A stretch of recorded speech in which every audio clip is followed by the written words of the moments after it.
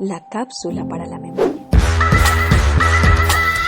Bienvenidos una vez más a este su canal Cápsulas para la Memoria, un canal diseñado con inteligencia natural. Un hombre que dejó sumergido a Colombia quizás en el amanecer más oscuro de un país en Latinoamérica. Recordemos este documental, parte de su historia. Bienvenidos.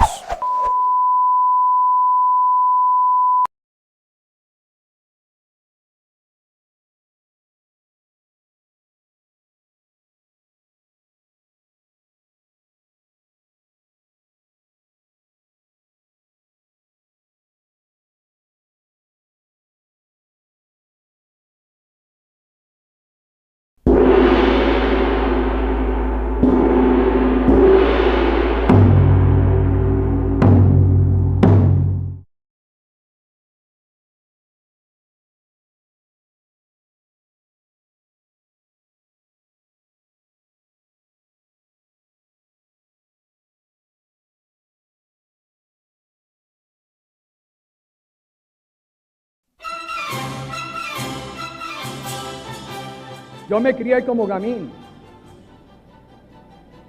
Si van a contar las peleas a puños con mis hermanos en la calle, en todas partes serían incontables.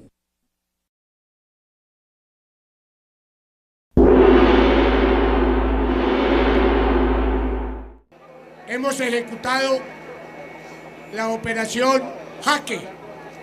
Sí, escúcheme. Tengo solamente una cosa que decir.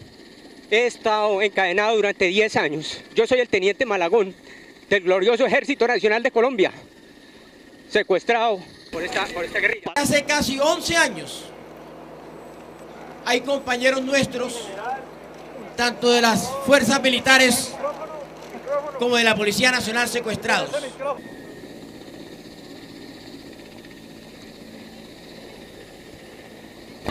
Bueno, por política del canal no podemos transmitir, no podemos dejar transmitir al grupo de prisioneros. Esta operación Jaque, que la iniciamos en el mes de junio, concretamente como tal. La iniciamos una operación de inteligencia militar, solos, sin ningún tipo de apoyo raro. Quiero decirles que infiltramos a las FARC, al secretariado de las FARC. Logramos meternos ahí y los convencimos de que estaban hablando entre ellos mismos. No se disparó contra los guerrilleros. Fueron reducidos los dos que abordaron el helicóptero. Ante todo y sobre todo, darle una felicitación muy sincera, muy de corazón a nuestro ejército, a nuestra fuerza pública. Interesaba el rescate de los secuestrados, como efectivamente se hizo. ¡Siempre lo esperamos, siempre! 10 años esperando, 10 años esperando al ejército. Fue un rescate de película. Una epopeya militar. Jaque mate a las FARC, indiscutiblemente. Colombia entera está feliz hoy, porque ustedes regresaron.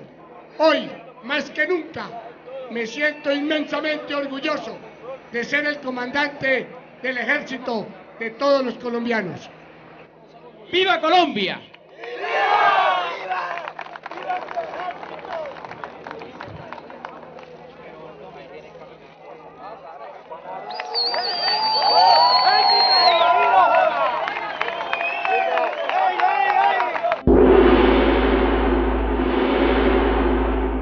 ¿Debajo de qué? ¿3 metros bajo tierra? No hubo tiempo. No, señor. ¿En qué más está? Presidente de la República de Colombia, me llamó para informarme que en un encuentro armado entre el ejército colombiano y la FARC, una columna de la FARC había huido hacia territorio ecuatoriano, había continuado disparando y las Fuerzas Armadas colombianas habían tenido que defender. Reyes murió en territorio ecuatoriano. Reyes murió como lo que era, un terrorista. Pero si se le pidió permiso al gobierno ecuatoriano, general.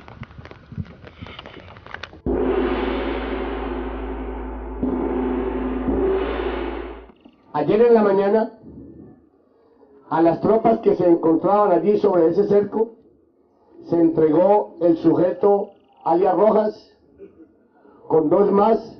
Él aprovechó precisamente ese estado de tensión que había al interior, asesinó a Iván Ríos, generó la alarma dentro del campamento y aprovechó ese momento para volarse. Pero necesitamos algo para que el gobierno te cumpla, es que usted entregue a alias Karina.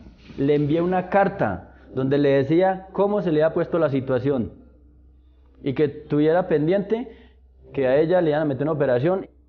Karina tiene una hija a la cual le había el DAS puesto un novio hacía 4 o 5 años, un funcionario del DAS, para ubicar y hacerle seguimiento a Karina por medio de una llamada o de una visita que le hiciera a su hija.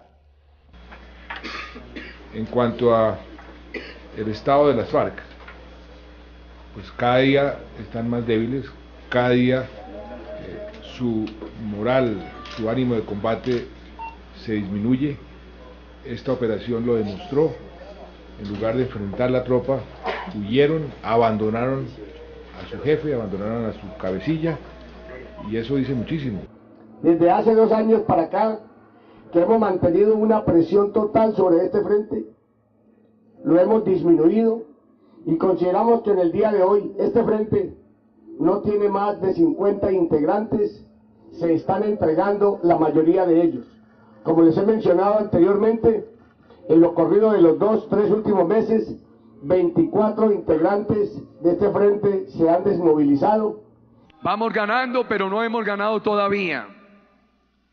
El terrorismo no se resigna. Revístelo, revístelo, revístelo, revístelo, que donde ponga estos pies, Señor. Úsale, úsale, úsale, úsale, Espíritu Divino. Dale palabra de ciencia, dale palabra de sabiduría.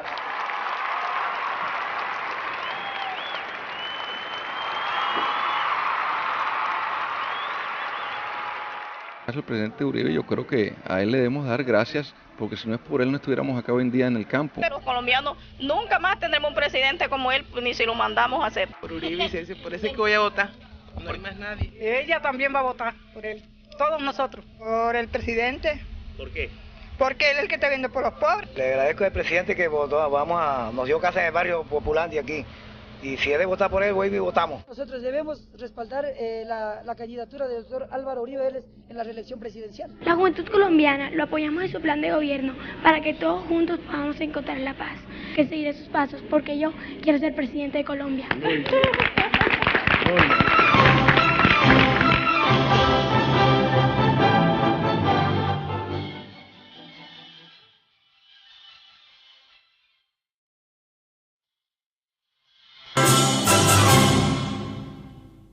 Hace muchos años había un emperador tan aficionado a los trajes nuevos que gastaba todas sus rentas en vestir con la máxima elegancia. Tenía un vestido distinto para cada hora del día, y de la misma manera que se dice de un rey está en el consejo, de nuestro hombre se decía, el emperador está en el vestuario. Una vez se presentaron 2 truhanes que se hacían pasar por tejedores, asegurando que sabían tejer las más maravillosas telas. No solamente los colores y los dibujos eran hermosísimos, sino que las prendas con ellas confeccionadas poseían la milagrosa virtud de ser invisibles a toda persona que no fuera apta para su cargo o que fuera irremediablemente estúpida. Deben ser vestidos magníficos. Si los tuviese, podría averiguar qué funcionarios del reino son ineptos para el cargo que ocupan. Y mandó abonar a los 2 pícaros un buen adelanto en metálico para que pusieran manos a la obra cuanto antes. Ellos montaron un telar y simularon que trabajaban, pero no tenían nada en la máquina. A pesar de ello, se hicieron suministrar las sedas más finas y el oro de mejor calidad, que se embolsaron bonitamente mientras seguían haciendo como que trabajaban en los telares vacíos hasta muy entrada la noche.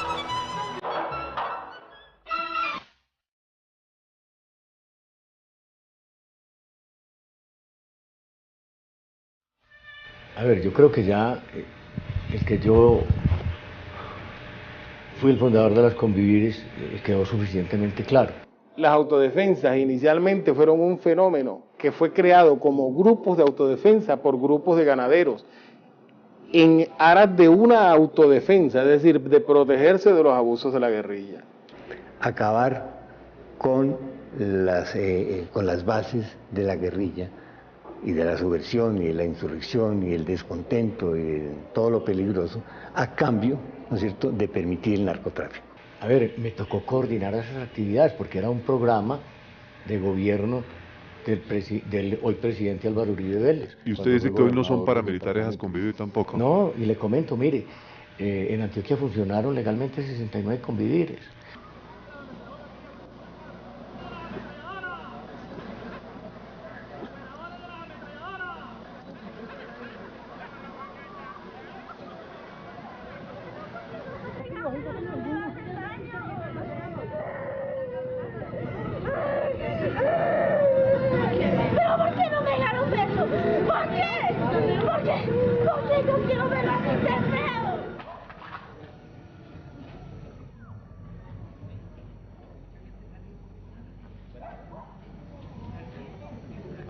Yo creo que mi hijo para nadie sea ofensivo, señor. Mi hijo era una persona sana. ¿Por qué lo hagan de esta manera? Yo no esperaba esa noticia así.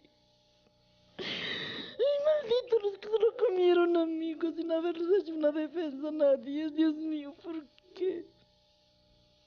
Cuando oí la razón, que es que un poco he muerto por arriba, me fui a ver. Y ahí estaba mi hermano Jairo. Yo lo reconocí muy fácil. Y el otro hermano lo reconocí también. Fue por lo que el hombre usa un anillito de cobre y una llavecita que compartimos ahora a tiempo.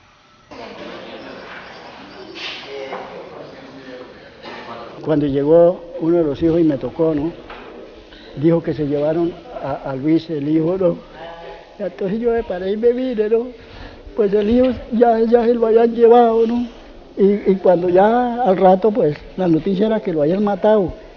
Yo, como ve usted, ya estoy viejo, yo estoy completando 73 años, ya no sirvo para trabajar para nada. Y más antes también me mataron un hijo que tenía, que era el que me ayudaba también. Y ahora me matan que era el único que me ayudaba, y ellos no tenían problemas con ninguno, porque yo no se metían con nadie, ni hablaban de nadie, viera el trabajo. Sí, entonces estamos en una situación que no hacemos para dónde coger. ¡A mi padre! ¡Tanta gente mala! ¡Tanta gente involucrada! ¡No joda, maldito sea esa mi vida!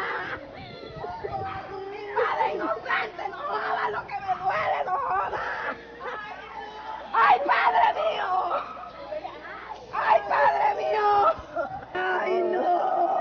Porque, ay, Dios. Bueno, denuncié masacres, terror que se van a dar a conocer, masacres como la del Salao, Chende, Matayepo, Pichilín, muertos craneados. Jairo Castillo conoce de muchos muertos craneados que son más que las masacres, autorizados por esos políticos que hoy en día en Colombia están presos y de otros que todavía no están presos. No es justo que la población civil se atropelle de esa manera, se les robe las partidas que les mandan a ellos, y aparte de eso sirva la misma plata esa del Estado para mandar a masacrar campesinos, para demostrar que hay poder. Es que los paramilitares tienen varias funciones. Unas electorales, los paramilitares aseguraban votos.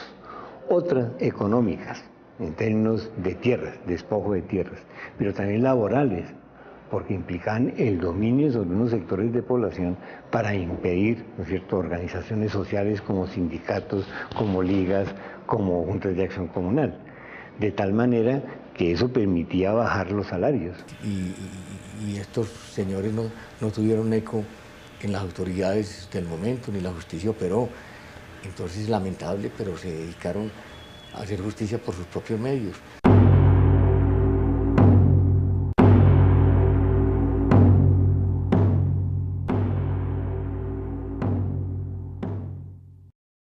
Muchos de los que atacan al gobierno diciendo que el presidente es paramilitar, en el fondo lo que están es muertos de la rabia. Él me dio las decoraciones, y se lo digo de frente, él me dio las decoraciones, me dio la felicitación, Y simplemente yo le digo al país, esperen el video, las fotos, y yo presento eso. Ahí tuvo Salvatore Mancuso, Carlos Castaño, el gobernador de Antioquia, que era Álvaro Uribe, el hermano Santiago Uribe, y unos ganaderos. Yo no necesito beneficio porque ya pagué la condena que estaba condenado. ¿Cómo la gente en la calle le va a creer a un delincuente como usted que asesinó tantas personas mientras estuvo en las autodefensas? No, eso es normal, que un delincuente juzga un corbata blanca sabiendo que uno habla la verdad, como el señor Uribe. Él quiere callar a todo el mundo.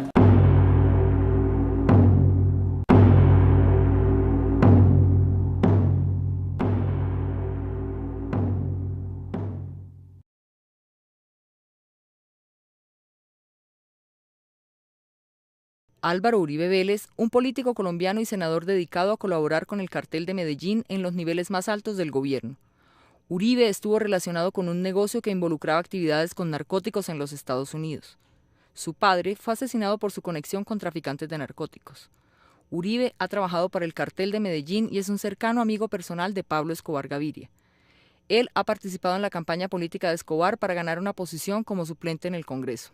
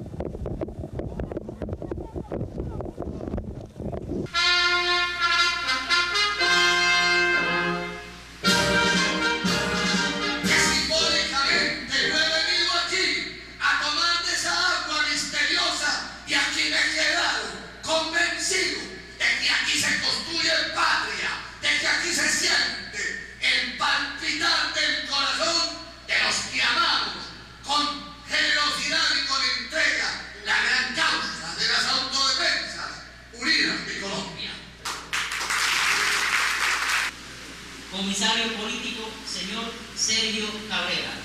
Doctor Ernesto Valle.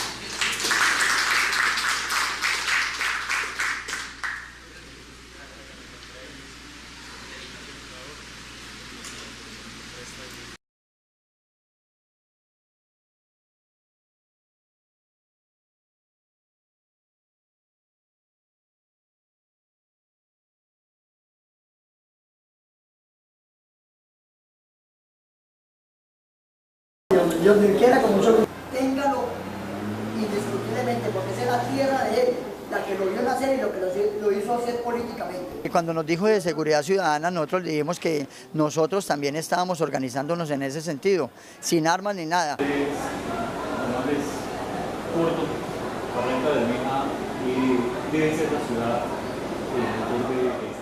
Entre ellos el comandante Omar, de la comuna número 1 de la ciudad. Estaba Cisneris Sánchez, que hoy es, Cisneris mejor, que ella es desmovilizada, inclusive además muy conocida porque estigmatizaba, señalaba a las organizaciones sociales de Barrancabermeja. Luego queda demostrado su relación directa con los grupos paramilitares al desmovilizarse. Cisneris era una líder como nosotros. Ella era una líder común y corriente, hasta ahora en estos momentos es que sé que es desmovilizada. Con el liderazgo de las Autodefensas Unidas de Colombia, estamos lanzando una lista única al Senado de la República por todo el Magdalena Medio Unido. Una lista encabezada por el doctor Carlos Clavijo.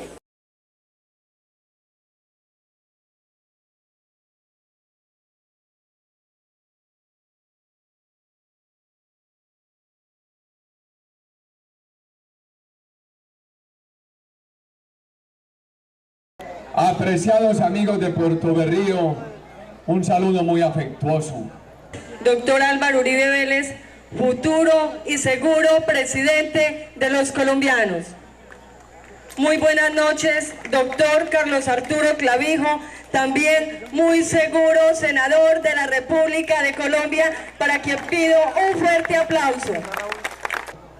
Para recuperar el sendero de la concordia, el sendero del progreso social, el sendero del empleo y el sendero de la modernización de la nación. Puerto Berrío es un lugar símbolo,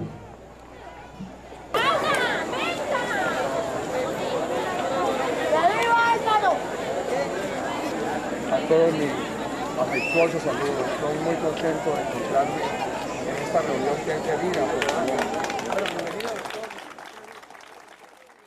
Todos los caminos conducen al presidente de la República. No hago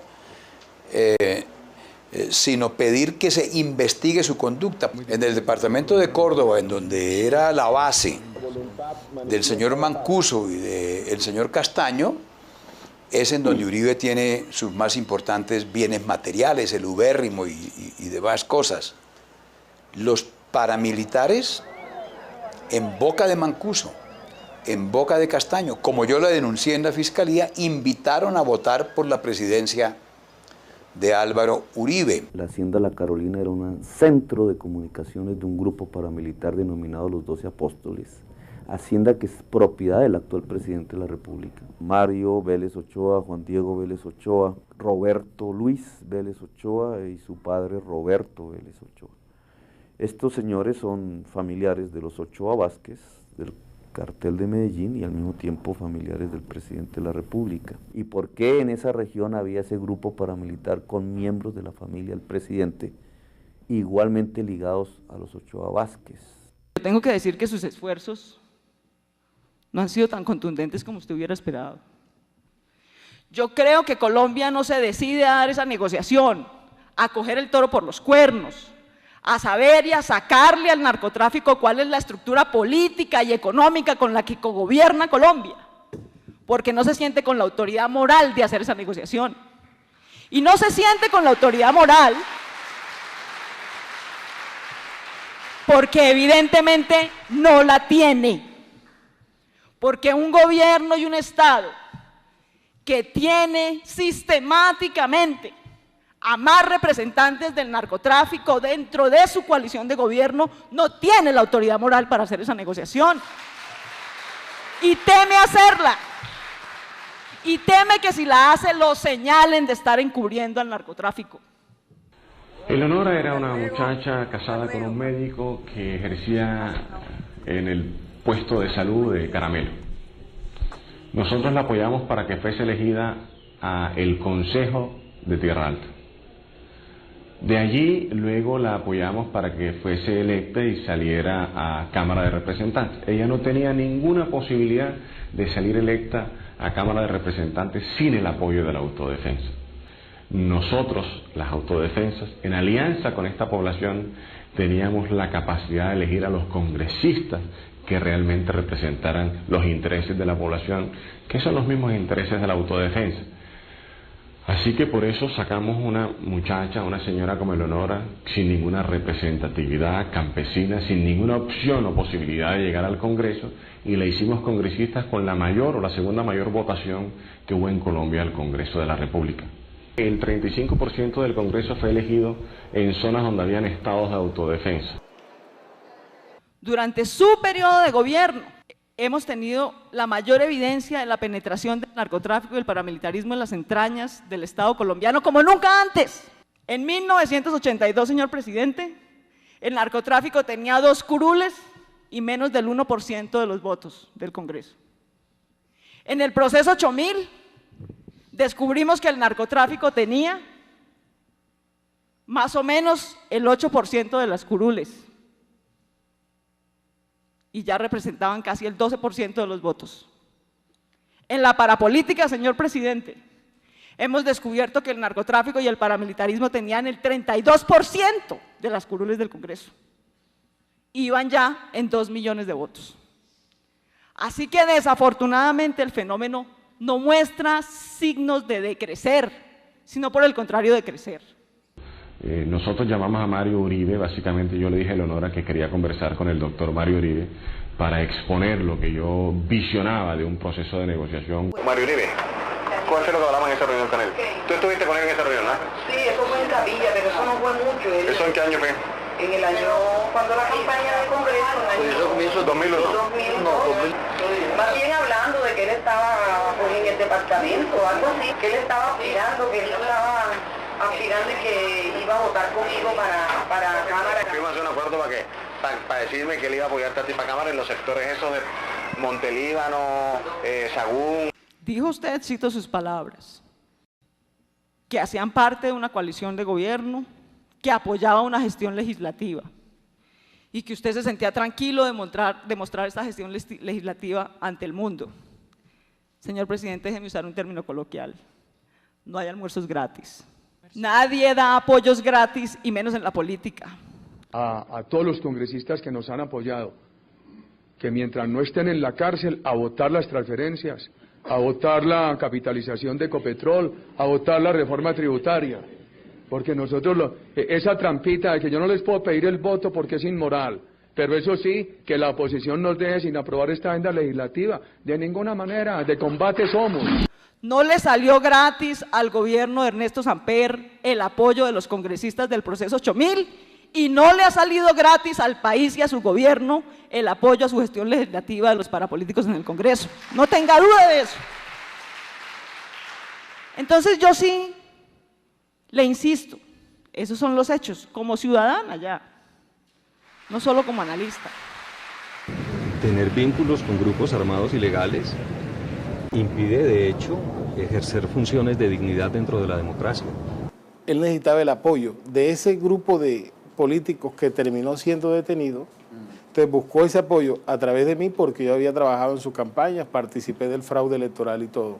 La mayoría de esos políticos, como posteriormente se demostró ante la justicia colombiana, fueron apoyados por grupos de autodefensa en su aspiración a llegar al Congreso. Por lo tanto, cuando el presidente Uribe repartió la burocracia entre ellos, indirectamente la repartió entre las autodefensas, porque esos señores habían sido puestos por las autodefensas. El 30% del Congreso era paramilitar y seguramente el 50% de la administración pública era también paramilitar.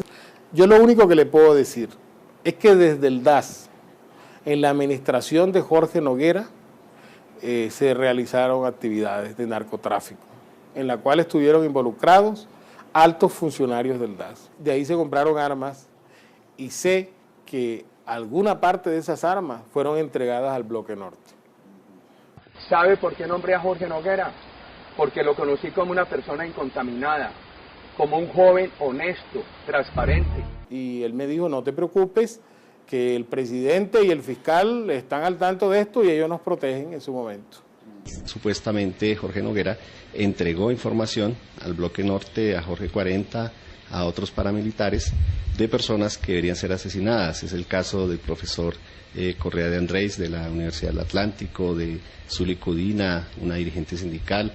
Hay una lista de sindicalistas de Antoc que fueron amenazados, desplazados. Hay unos asesinatos también de sindicalistas de Sintra Agrícola. Que son los asesinatos de líderes sindicales, tanto agrarios como urbanos. La posición hoy día de los Estados Unidos tiene que ver con eso, lo del TLC, ¿no es cierto? La exigencia de la libertad de los sindicatos y de la organización sindical muestra que hubo, ¿no es cierto?, en los gobiernos pasados una política de exterminio del sindicalismo para bajar la mano de obra y permitir una relativa competencia exitosa en el mercado internacional.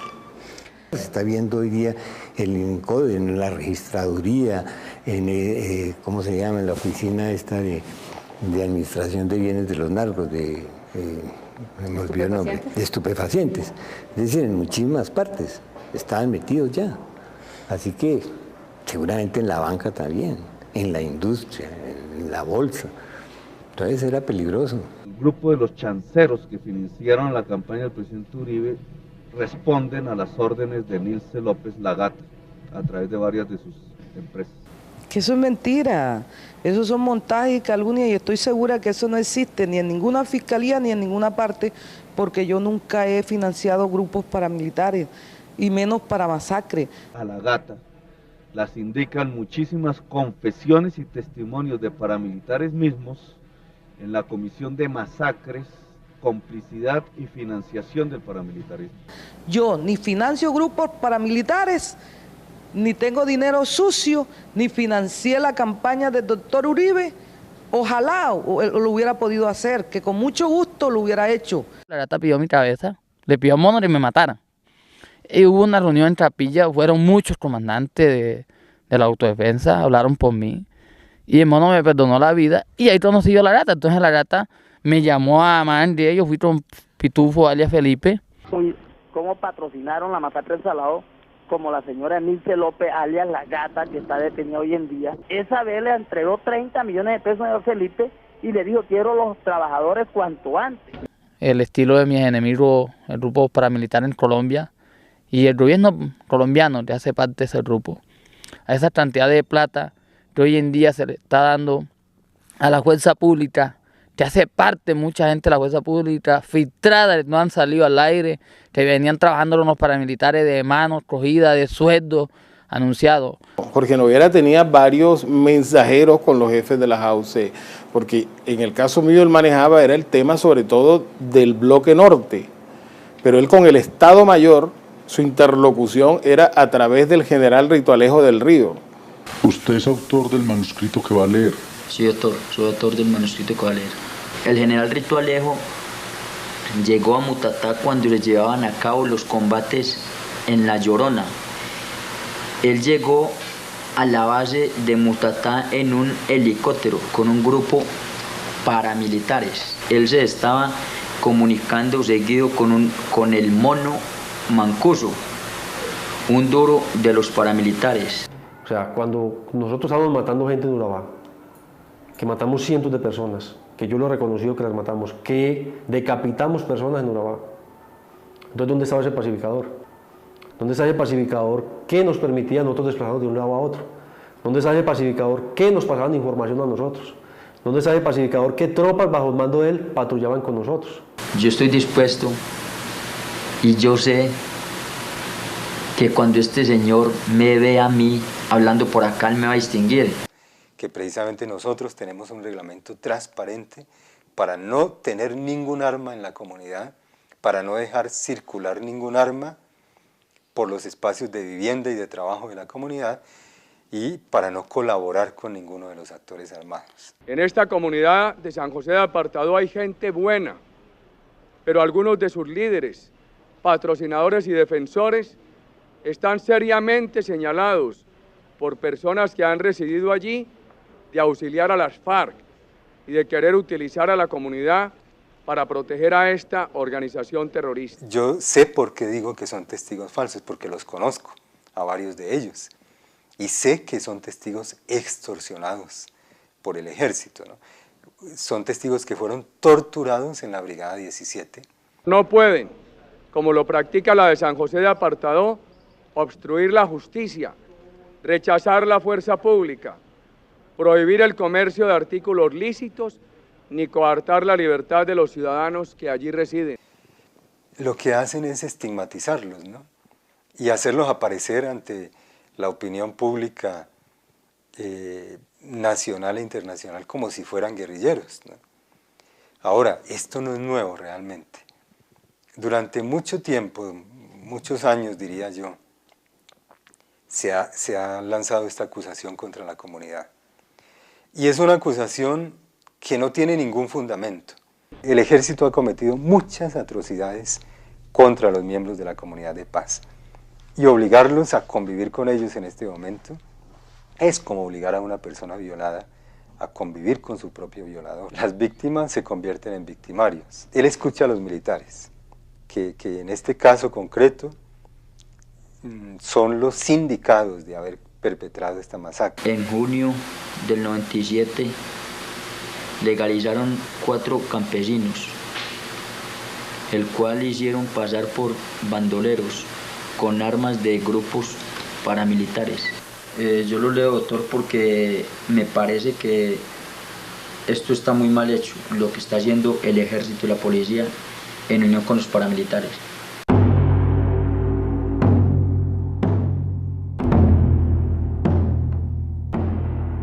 Porque van a seguir los mismos empresarios apoyando grupos, porque los empresarios que apoyan solamente les interesa el dinero.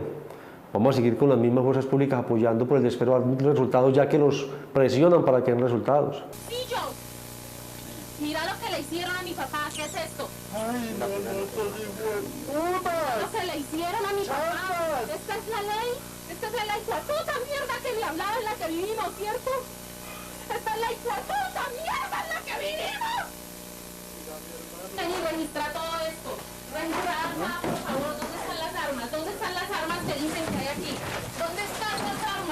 más.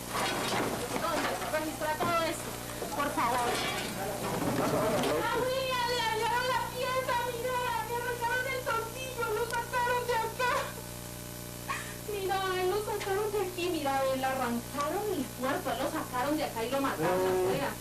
Nosotros estamos denunciando a los 11 militares que desarrollaron el operativo. Entre esos militares está Manuel Arturo Pavón Jaimes, que era quien comandaba la patrulla. Ahora, desde hace mucho tiempo, es mayor del Ejército Nacional. Inicialmente hubo un decreto que se conoce como el decreto Boina, que eran las bonificaciones para operaciones de importancia nacional, en la cual a miembros de la tropa se otorgaban importantes sumas de dinero por dar de baja personas reportadas como miembros de la guerrilla.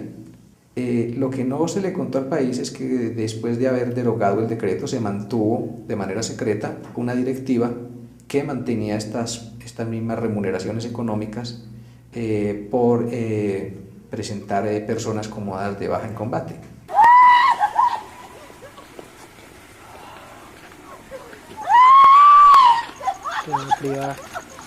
Por última vez lo vieron en Soacha compartir a la 1:30. Allá en Ocaña me dicen que él apareció muerto a las 4:30 de la mañana el martes. ¿Por qué? ¿Por qué?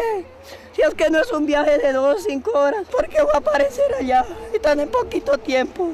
La pregunta que yo me hago, ¿por qué? Lo que me dijo era que se iba a encontrar con una persona para ir a hablarlo de un trabajo y nunca más volvió. ¿Eso fue cuándo? Eso fue el 2 de marzo de este año. Salió a las 7 de la noche. Lo que me dijeron a mí en medicina legal y en la fiscalía allá de Cimitarra fue que él fue abatido, que él había muerto en combate a las 2:45 del día 5 de marzo. Y mi hijo salió de su casa el día 4, a las 8:30 de la mañana. Incluso él está camuflado con botas, está con otra ropa. Porque estos jóvenes inocentes están pagando por algo que ellos no deben. Presentamos una nota de seguimiento dando cuenta también de que jóvenes adolescentes probablemente podrían estar siendo reclutados en estas localidades y que eventualmente estarían siendo conducidos a través de las centrales de transporte a municipios del Catatumbo como el Tarra y como Tibú. Los mismos procedimientos se llevaban hasta Ocaña y cuando ya daban orden de batallón ir a llevarlos, listo. Los llevábamos y se los entregamos a Ejército. Ellos lo hablan en las tiendas, cómo los vendieron, cuánto les dieron. O sea, ellos hablan tranquilamente de qué está pasando con los muchachos. Que los jóvenes desaparecidos de Soacha fueron dados de baja en combate. No fueron a recoger café, iban con propósitos delincuenciales y no murieron un día después de su desaparición, sino un mes más tarde. Dice que lo que le había buscado el trabajo era un amigo de él que se llama Adolfo Guerrero, que es soldado profesional del batallón Grupo Rondón de Buenavista. Es una historia dramática y sobre todo es una historia muy colombiana con la cual todos nos vamos a identificar.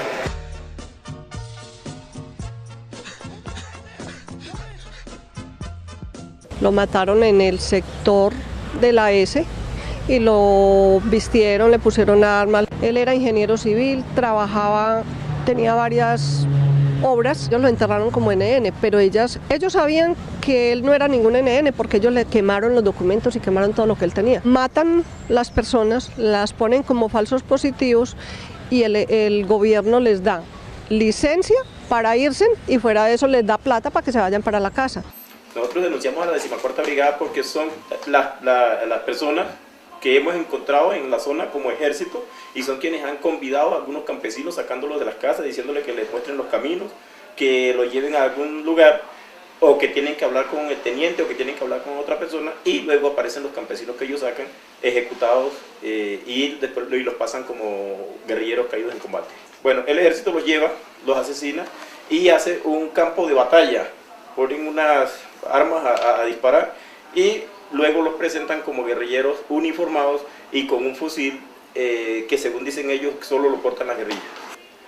A los campesinos tienen que sacarlos de cualquier manera, a como toque. Entonces el gobierno de Uribe ha utilizado dentro de su seguridad democrática al ejército, vistiéndolo de civil para que mate a los campesinos y en algunos casos vistiéndolo de águilas negras, para que maten a los civil, a los campesinos, para que desalojen el territorio y no hay que darle nada a los campesinos en contraprestación por sus bienes o por sus fincas o por todos los ganados y lo que tienen los campesinos en la zona.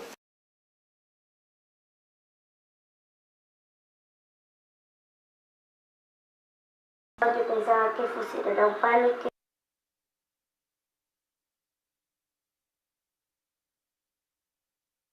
pusieron a un señor a hacer el hueco, que ahí lo iban a enterrar a él con la mujer y que él tuvo que arrodillársele para que no los mataran. El niño presenta 3 impactos de bala en la cabecita. Mi hermano tiene 2. El Comando General de las Fuerzas Militares lamenta informar a la opinión pública que en desarrollo de una operación militar en proximidades del municipio de Cajamarca resultaron muertos los señores Albeiro Mendoza Reyes, Norberto Mendoza Reyes, la señora Yamile de Mendoza y 2 menores de edad. Estaban pues ahí todos tirados, ensangrados, el niño quedó encima de ella lo tenía abrazado. Y quiero que haya justicia en esto, porque mi hijo no es guerrillero ni tampoco es hijo de un guerrillero, es hijo de un padre muy humilde, como lo soy yo con todos mis hijos, y es un niño, porque es un angelito de escasos 14 años, me lo quitaron, y quiero que esto se haga justicia, porque esto no se puede quedar así. Esa criaturita pequeñita, ¿será que creen que ese era un guerrillero? No creo. No basta con juzgar a políticos o a integrantes de la fuerza pública por colusión con los paramilitares y eventualmente por conciertos u omisiones frente a la guerrilla. El ojo de la justicia, de los jueces de la historia y la política, debe dirigirse a la voluntad que faltó en el Estado para combatir estos flagelos terroristas. Los que estamos en el Cauca, los territorios nosotros están invadidos, no nos dejan trabajar, la guerrilla, el ejército, la confrontación, y cada día nos matan más a nosotros. Bueno, a la llegada de los españoles, en lo que hoy es Colombia, se calcula que éramos 10 millones de indígenas y 400 pueblos. De esos, hoy solamente somos 1.380.000 y solamente 102 pueblos. El resto ha sido exterminado. El presidente Uribe no es amigo de los indígenas. Sabemos muchas legislaciones que ha pasado por el Congreso ha sido antiindigenista. Una población del 2.2% del total de los habitantes de Colombia tiene el 27% de las tierras. La denuncia de Álvaro Uribe es distractora. La denuncia de Álvaro Uribe es decir que focaliza el problema en los indígenas como los mayores terratenientes, olvidando o ignorando de que estos territorios tienen un uso de conservación. Se alberga la mayor parte de las zonas boscosas del país, la mayor parte de la biodiversidad del país está en estos territorios. Y entonces olvida, digamos, muy premeditadamente que los verdaderos terratenientes son los grandes hacendados del país, son los que tienen grandes extensiones de tierras ganaderas que están acumulando la tierra, esos son los verdaderos terratenientes. Y tenemos conocimiento de que pues Álvaro Uribe, digamos en su condición individual, en su condición de empresario, es uno de los mayores y grandes terratenientes del país. Los SMAT trajeron un camión, violentaron las puertas, sacaron los electrodomésticos, lo cargaron en el camión y se lo llevaron. Ahí se ve cómo el SMAT invade territorio indígena, están al interior de unas casas, las cuales golpearon, abrieron la puerta como se ve ahí, la chapa, la fuerza. Los antimotines, porque a ellos fue que encontramos ahí todos adentro. Nos dejaron sin mercado, ahorita no tenemos ni siquiera ni que darle comer a los hijos. Claro. ¿A qué hora llegaron el SMAT a hacer esos daños? Ellos ahorita yo le ayudo anteayer y hoy por la mañana también. Pues, anteayer habían dejado un poquito de cosas, pero ahora sí acabaron fue con todo.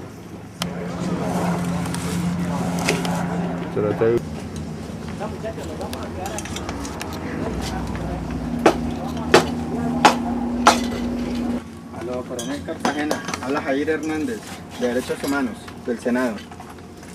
y pues la idea es que los demás salgan fuera de la vivienda porque ahí está el señor de la casa que es un guambiano. El señor está tan desesperado, mío, que saca de corta las venas. Y nos corren con armas ellos. Nosotros con garrote o piedritas, así más. Uno qué hace. Y ellos con la pura bala contestan. Pues del mal todo, lo que ve aquí, ya han quemado las casas, las ollitas, la comida. Y toda la ropa lo cogen y lo queman.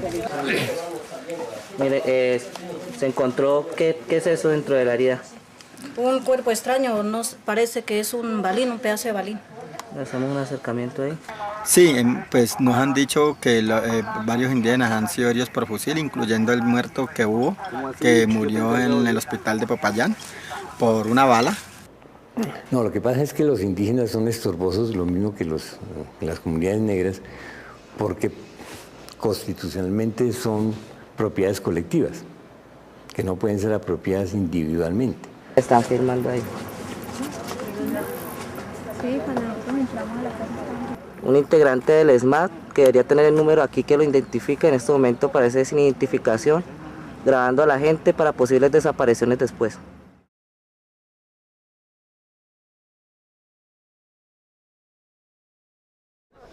Bueno, como ustedes se darán cuenta, estamos todos los hombres de la estructura del bloque Catatumbo concentrados hoy aquí en Campo 2. La voluntad es total para que solo el Estado de Derecho y sus autoridades legítimas sean de ahora en adelante quienes ofrezcan y brinden seguridad a los ciudadanos. Hace algunas semanas, cuando hablé con el doctor Luis Carlos Restrepo y con la Comisión Exploratoria, se definió claramente: la zona de concentración es necesaria para poder tener la seguridad de que allí están ubicados y de que va a haber veeduría internacional, pero no puede ser zona de distensión. El terreno, el área de la patria que se defina como zona de concentración tendrá la presencia plena de las instituciones democráticas. De allí no saldrá representante alguno de las instituciones democráticas. Su defensa le pidieron al gobierno la semana pasada que ante estos gestos de paz que ellos llamaban interceda para que se congele la orden de extradición contra Carlos Castaño, por ejemplo. Bueno, ese tema hay que examinarlo a la luz de la Constitución, a la luz de la ley. Entregamos todas las armas, incluida la mía, todos los hombres, toda la estructura del bloque Catatumbo. Los paramilitares entregaron estructuras artificiales, es decir, de los 30.000 que se entregaron, 20.000 eran reclutados al efecto, es decir, reclutados para los paramilitares para entregar las armas, ¿no? Y recibir subsidios. Pero las estructuras fuertes, militares, digamos, de tradición, esas no se entregaron, esas siguen funcionando, salvo unos 2.000 o 1.500 hombres que han entregado armas y que han sido judicializados. Pero la mayoría, la estructura básica militar no fue entregada, porque esa estructura básica militar es la estructura del narcotráfico, esa no se entrega. Y avanzo hacia la desmovilización de las autodefensas, del Catatumbo, mías y del resto de autodefensa, como un compromiso por la construcción de la paz de este país. Yo quiero ser claro, Mancuso no puede, pues está inhabilitado judicialmente. Creo que Ernesto sí, porque no está juzgado, ¿cierto, Ernesto? Es decir, juzgado. Tú no estás condenado, ¿no? Yo no estoy condenado por paramilitarismo, pero eso sería indultable. ¿Y lo mío no sería indultado? No. Lo de Ernesto sí, porque es por paramilitarismo, entonces eso lo asimilaríamos al delito político.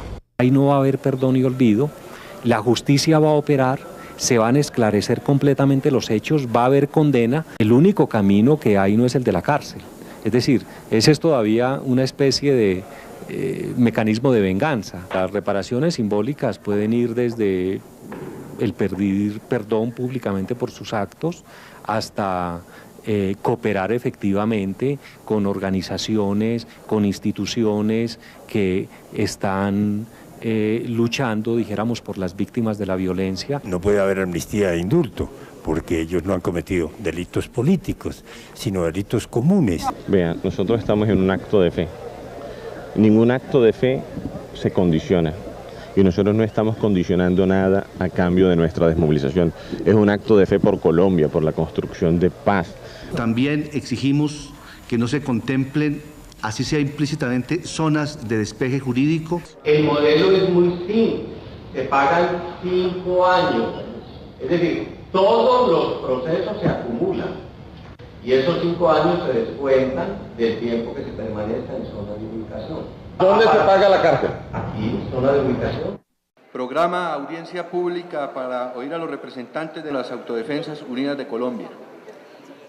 Primero, instalación de la audiencia por parte de la señora presidenta de la Honorable Cámara de Representantes, doctora Zulema Hattin Corrales. Segundo, intervención de los representantes de las Autodefensas Unidas de Colombia. A continuación, la intervención del señor Ernesto Báez de la Serna, jefe político de las Autodefensas Unidas de Colombia. Señores y señoras, aquí está solo una de las fotos de los miles. Disculpen, las barras no están autorizadas para hablar. Si siguen hablando, tenemos que desocupar. Señor secretario. Doctora Zulema Hattin Corrales, presidente de la Honorable Cámara de Representantes. Doctor Carlos Alberto Zuluaga Díaz, primer vicepresidente de la Cámara de Representantes. Doctor Jorge Carmelo Pérez Alvarado, segundo vicepresidente de la Cámara de Representantes. Mayor Vega, le pedimos el favor a las barras guardar silencio. El Mayor Vega. Ofrecemos a Santa Fe de Ralito escenario de las negociaciones como espacio propicio para que todos los colombianos escuchemos y expongamos allí sin temores y aprensiones la verdad que no ha conocido este país en los últimos años de complejo entramados de violencia y paz. Que Colombia sea en nuestras mentes y en nuestros corazones el intento siempre vivo, siempre bello de construir el paraíso entre los Andes y el mar. Muchas gracias, honorables congresistas. Muchas gracias, señoras y señores. Dios bendiga a Colombia.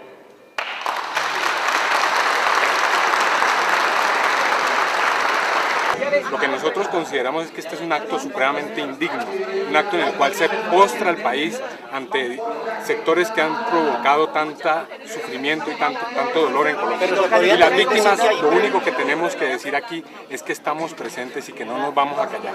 Vamos a exigir nuestros derechos a la verdad, a la justicia y a la justicia. Hemos sentido dolor, hemos producido dolor, son acciones que nos hacen hacernos un cuestionamiento interno por nuestra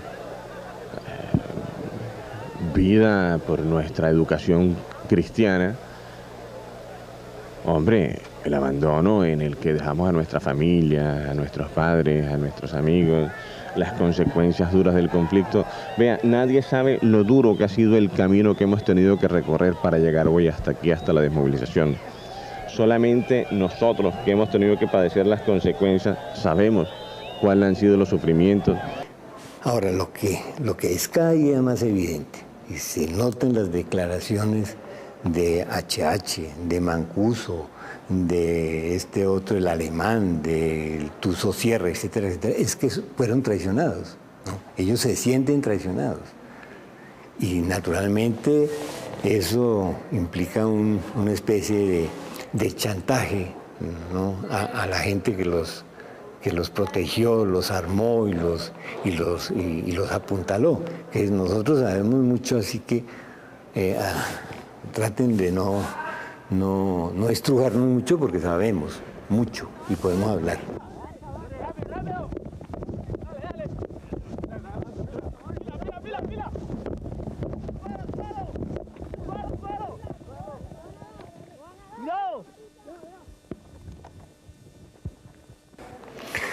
Pues, lo han dicho y está implícito.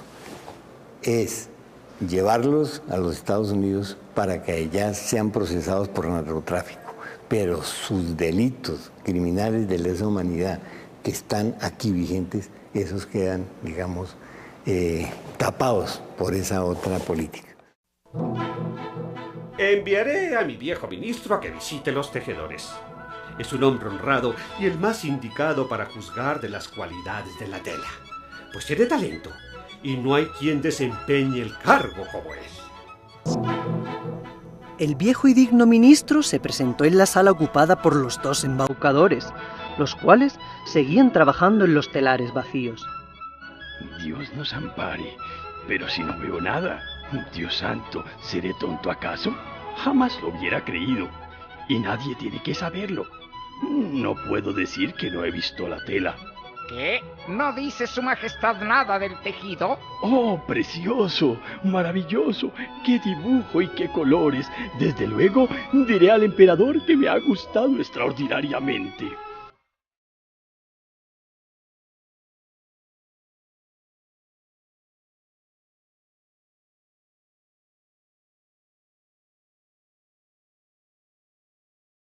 Aló, señor. Mire pues, allá ya le armé un tinglado de hijo de puta. Ah, bueno. Va el curita y va el jefe de los abogados y va no sé quién más a las 6 allá. Ah, bueno. Yo les dije, oiga fue lo que les dije, que me costaba que esa cosa existía. Listo, capullo. Para política. Definitivamente en esa época es evidente el conflicto que hay entre el Ejecutivo y la Corte, pues por estos procesos que estaba adelantando la Corte, y la cabeza principal de estas investigaciones es el doctor Iván Velázquez. Si estas personas del gobierno encontraron que efectivamente era intrascendente, insignificante, lo que finalmente el 23 de abril le entregaron Job y Diego Álvarez, ¿por qué entonces nunca le informaron a la Corte que los paramilitares estaban haciendo algo contra la Corte? Hola, doctor. ¿Cómo me fue? De 1 a 10. Por ahí 11. ¿Verdad? Sí. Ah, bueno. Pregúntele al monito y me dice cómo la vio él. Pues la vio bien, pero como vos es la versión de él, me faltaba la suya. ¿Fue el curita? Sí, claro. Que hables con aquel. ¿Quién es aquel? El curita. Que si vos estás por acá, yo le dije que sí. Como que te necesita, no hay que llamarlo a ver. ¿Cuál cura? Pues el cura, el periodista. ¿Aló? ¿Cuál cura, hombre? César. ¿Quién dijo? Pues hablé con él. Ay, ¿que hablara yo con él? Sí. Pues si yo no estoy, no llamara de marica y no me contesta. No queremos estar en los zapatos del señor presidente.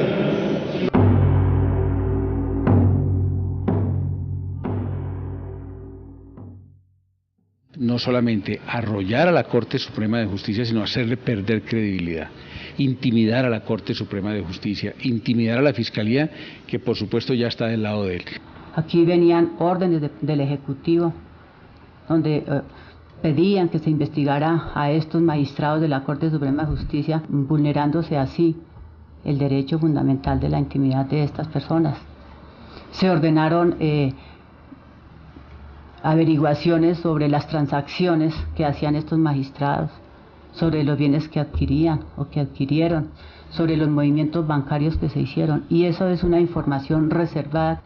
Se realizaron reuniones en el mismo DAS, en Palacio, y todos pidiendo información al respecto. Y entonces, ¿cómo desconocer la gravedad de esta conducta cuando esos funcionarios públicos que están al servicio del Estado encaminan sus actividades a realizar estas clases de actividades delictivas? Estimo que esas interceptaciones constituyen un gravísimo atentado contra la independencia y la autonomía de los jueces, de todos los jueces de la República y de la Corte Suprema de Justicia. Esta es una gigantesca operación de complot, de guerra sucia, que organizaron en la Casa de Nariño. Me parece que también es un hecho muy grave, toda vez que es un organismo del Estado que depende del señor presidente de la República. Ha sido norma de este gobierno decir las cosas rapidito y con absoluta franqueza, sin que la prensa tenga que reblujar con ganzúa la verdad.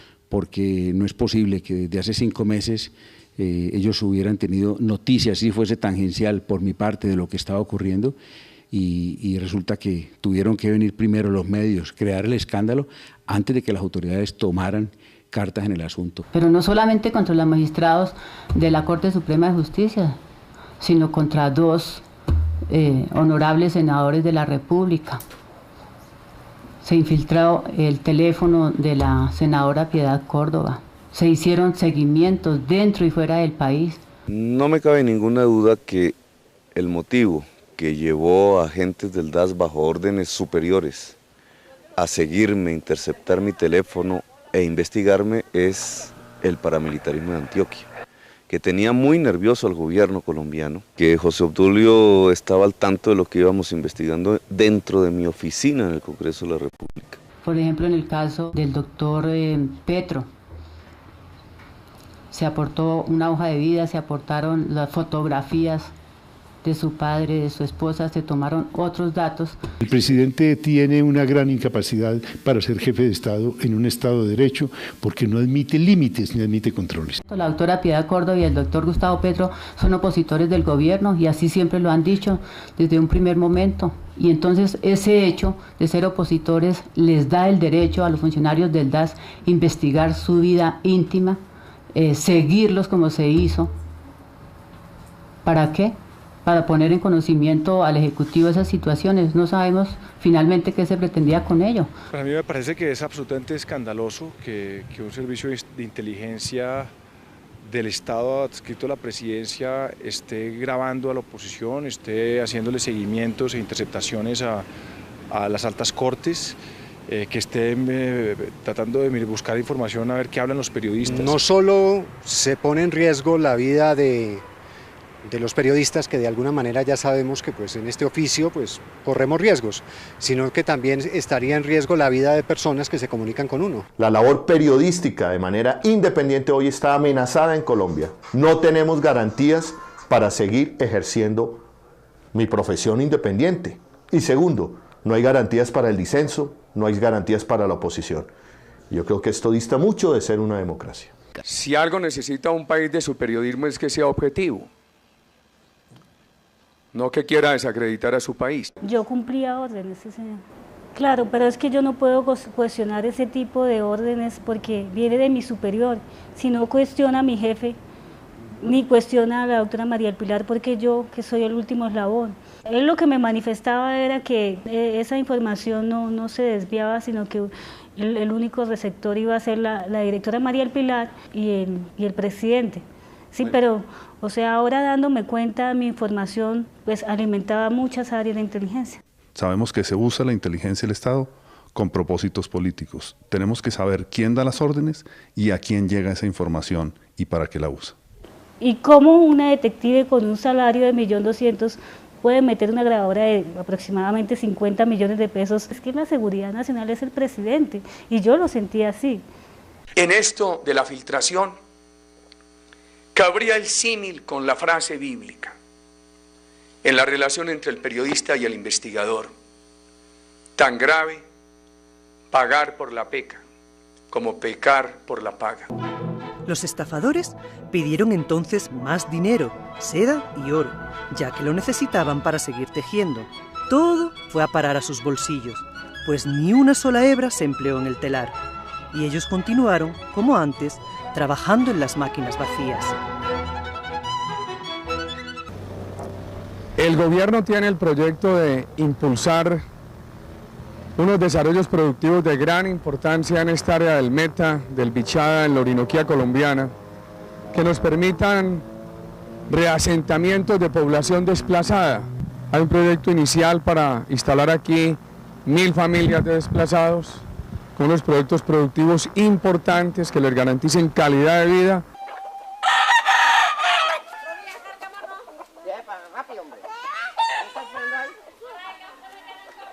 No, pues mucho mejor allá. Aquí estamos aguantando esa hambre que el gobierno nos dé allá. Que el gobierno nos dé una partida, sí, donde podemos levantar nuestros hijos, donde podemos cultivar algo. Esto no sería muy beneficioso desde el punto de vista social porque serían muy poquitas familias las que se benefician. Si uno parcela esa tierra, no es el camino parcelarle esa tierra a unas pocas familias o de desplazados o de campesinos sin tierra. ¿Por qué? Porque quedarían aislados de los servicios públicos. Si se le da a unos privados, se le concede la explotación a ellos, se pueden generar entre 1.000 y 1.500 empleos. Eso muestra un juego perverso del gobierno en el que por un lado apoya a ciertos empresarios de La Palma para desplazar y por otro lado evita entregarle tierras legalmente destinadas a población desplazada. No están teniendo en cuenta que esto se hace sobre la base de una acción de terror, con participación de grupos paramilitares, con capitales del narcotráfico. Tenemos que tener un tratado de libre comercio con los Estados Unidos, eso hay que buscarlo desde ya, urgentemente, porque estos años pasan muy rápidamente. Y lo que vamos a proponer es lo siguiente, que lo hagamos sin perjuicio de adelantar el arca. Y que nos ayuden para conciliar intereses en Colombia, a ver cómo dentro de ese tratado hallamos unas cláusulas de defensa de los segmentos competitivos de la agricultura. Carimagua y Agroingreso Seguro son gemelos. Es una sola política, ¿no es cierto?, con dos caras. La de Agroingreso Seguro es el patrimonio público, la plata del Estado es de los ricos. Y el de Carimagua es igual, la tierra es de los ricos. 700.000 pesos, 680.000, 3 millones de pesos, 2 millones, 1 millón de pesos. Es en el agro donde todos ganamos. AIS, el agro es ingreso seguro.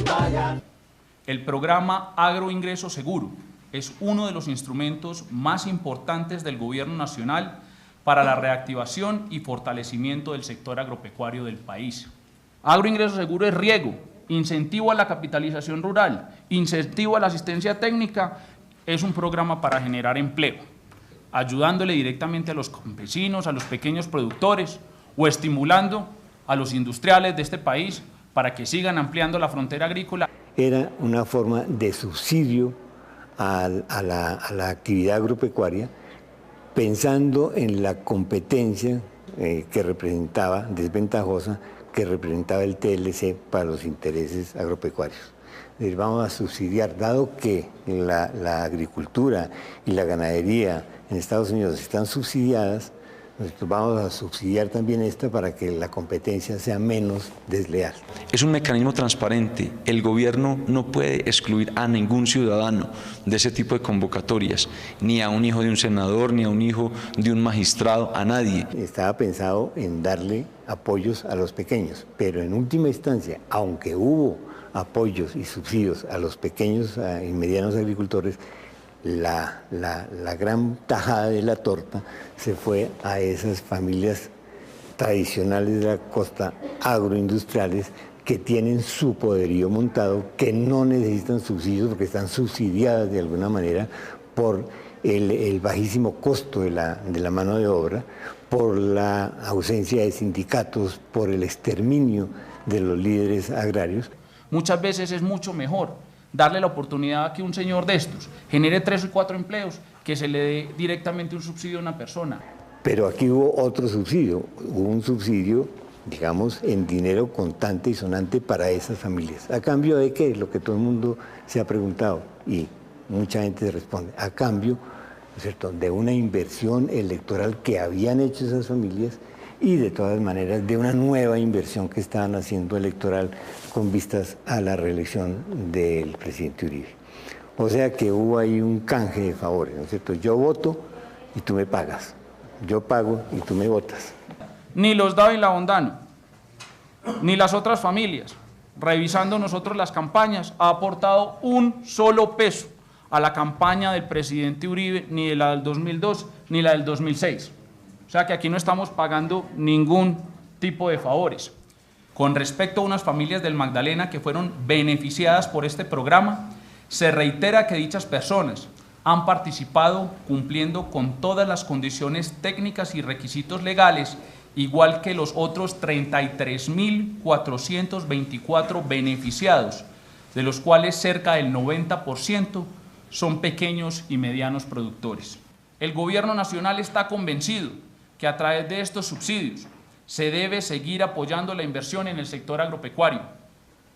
De esta manera, los colombianos pueden tener la certeza que los recursos públicos no se han destinado a comprar carros lujosos ni apartamentos en Miami. Yo creo que el acuerdo era de poder, ¿cierto? Era de poder. Era un país modelado por esos intereses latifundistas, por esos intereses narcolatifundistas, ¿cierto? Es decir, por el modelo que finalmente se trató de imponer en Carimagua y en Agroingreso Seguro. Esos modelos plutocráticos, ¿no es cierto?, de dominio territorial, de unas familias o de unos grupos de intereses económicos en general, sobre grandes sectores de la población colombiana. Yo creo que ese es el panorama. El nuevo país de que hablan ellos era ese país, un país manejado por esas nuevas estructuras sociales en cuya cabeza estaba el narcotráfico. Todos los moradores de la capital hablaban de la magnífica tela, tanto que el emperador quiso verla con sus propios ojos antes de que la sacasen del telar. ¿Verdad que es admirable? Fíjese, vuestra majestad, en estos colores y estos dibujos. ¿Cómo? Yo no veo nada. Esto es terrible. ¿Seré tan tonto? ¿Acaso no sirvo para emperador? Oh, sería espantoso. Oh, sí. Es muy bonita. Me gusta. La apruebo. Estos son los pantalones. Ahí está la casaca. Aquí tienen el manto. Uno creería no llevar nada sobre el cuerpo. Más precisamente, esto es lo bueno de la tela. A Colombia la está matando la pereza. Lo que tenemos que hacer en modificación de jornada de trabajo es recortar la jornada de sueño, es recortar la jornada de vacaciones, es recortar la jornada de festivos. Echó a andar el emperador bajo el magnífico palio. Nadie permitía que los demás se diesen cuenta de que nada veían, para no ser tenidos por incapaces en su cargo o por estúpidos. ¡Pero si no lleva nada! Dios bendito, escuchen la voz de la inocencia. Y todo el mundo se fue repitiendo al oído lo que acababa de decir el pequeño. Aquello inquietó al emperador, pues barruntaba que el pueblo tenía razón. Apreciados compatriotas, tengo un deseo, el deseo de poder servir a Colombia desde cualquier trinchera, desde cualquier circunstancia, hasta el último día de la vida. Apreciados compatriotas, me anima una ilusión, que nuestra democracia mejore el rumbo, pero que no abandone el rumbo.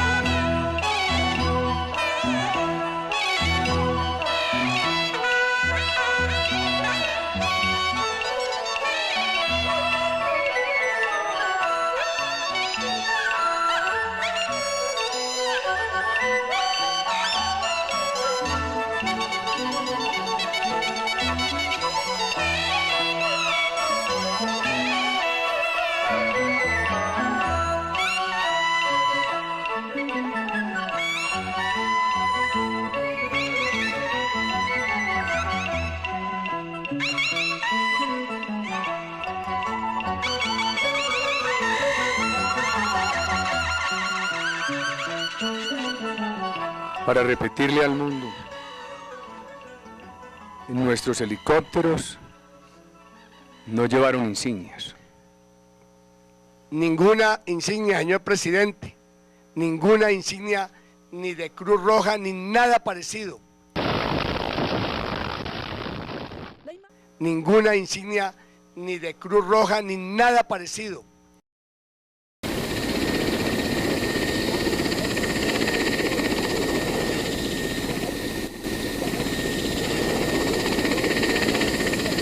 ¿Cómo estás? Yo un poco español. ¿Bien?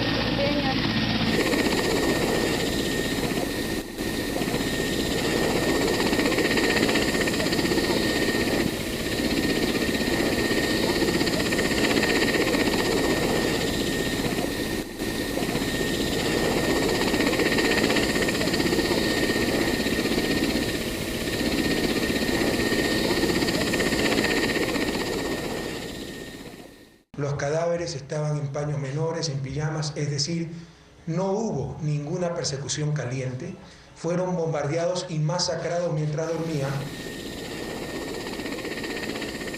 Lo que no nos habían dicho es que era un bombardeo en nuestro territorio, planificado, deliberado, ordenado por el propio presidente Uribe.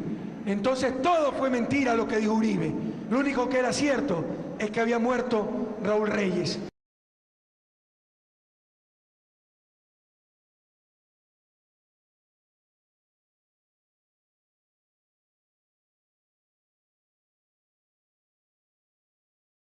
Tres pelotones llegaron a menos de 300 metros de su ubicación.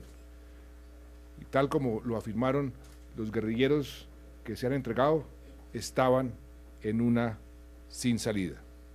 El ejército no nos tenía cercados. Unos días antes, para asegurarse de que la pistola le funcionara bien, cambió la pistola de Rojas por la pistola de Iván Ríos. O sea que lo asesinó con la misma pistola de Iván Ríos. Yo tenía que saberlo hacer. Y eso es algo sorpresivo. Llega donde el comandante y le dice, ¿ustedes están buscando a Iván Ríos? Dice, sí, efectivamente, dice, aquí lo tengo. Y saca la mano que le había amputado. Llevábamos 15 días, ya la alimentación pues escaseaba. Se decidió reconocerle el pago de una recompensa a las tres fuentes principales, al igual que a alias Rojas, por la información suministrada. Tengo testigo y tengo pruebas de que el ministro estuvo allí y me dijo esas palabras.